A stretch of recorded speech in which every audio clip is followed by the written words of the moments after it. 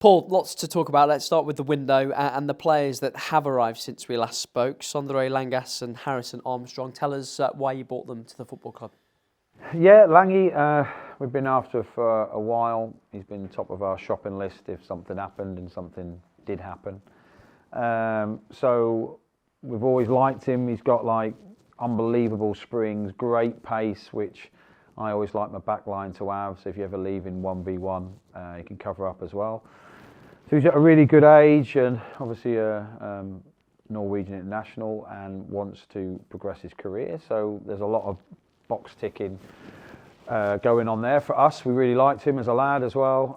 So that's a really good addition to our back line, I think. And then Harrison, again, we got brought to our attention from our recruiters in the summer. They watched him play pre-season against Preston and said, look, Gaffy, he's right up your street. We've tried to sign him in the summer, wasn't to be in the summer window. And then ever since, well, virtually since the window shut, since October, we've tried to keep on top of his agent and the club and try to convince the lad to come here. And obviously what happened at Everton, I was worried that the change of manager, he got even more game time. They might keep him in, but they wanted to come out on loan, which is great. So he's a really good addition.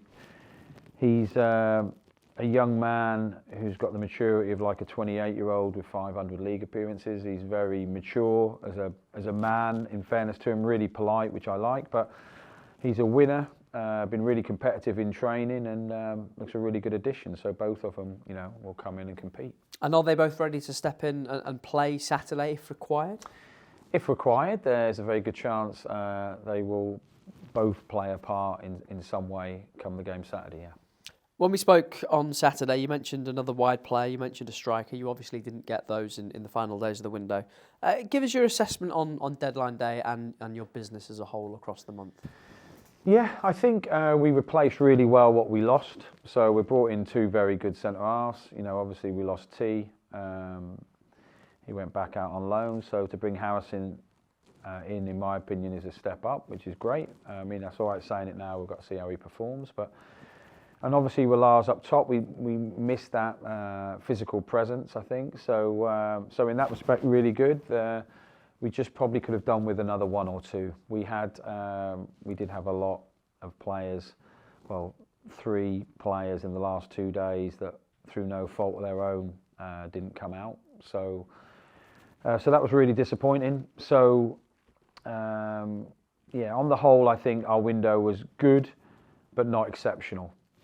That's the truth, and that doesn't distract from anything from the ownership board, recruiters, my coaches, because we all end up watching the players as well at the end. It wasn't through a lack of effort. The January window is always awkward. You don't get what you want all the time, and and you can see that with other clubs I don't need to name in the Premier League having the same issues as we have. So so reasonably pleased.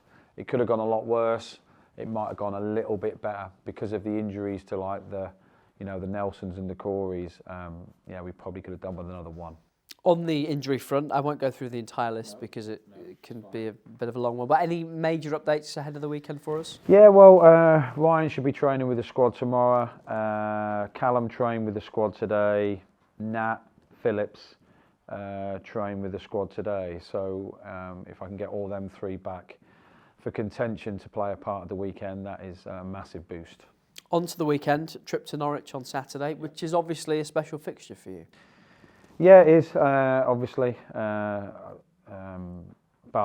it's about trying to win a game for Derby this weekend. We're obviously in a bad run of points tally, so we need to turn this around with a hardened performance, but being a bit more critical in the final third. So yeah, it is close to my home, but we're all working really hard this week to get a Derby win. We've talked a lot about how many games there have been where the margins have been very small. These are 1-goal, 2-goal defeats. Do you have the feeling that one win could really see you turn things around and start you off on a positive run?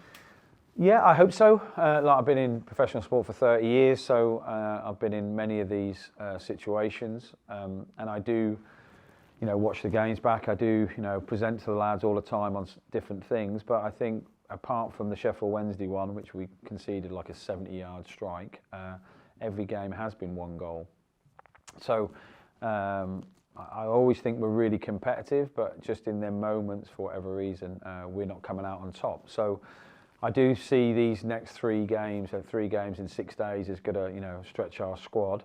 But I am hoping for a good point tally from that. So if we get that, the league could look completely different and we could be really upbeat.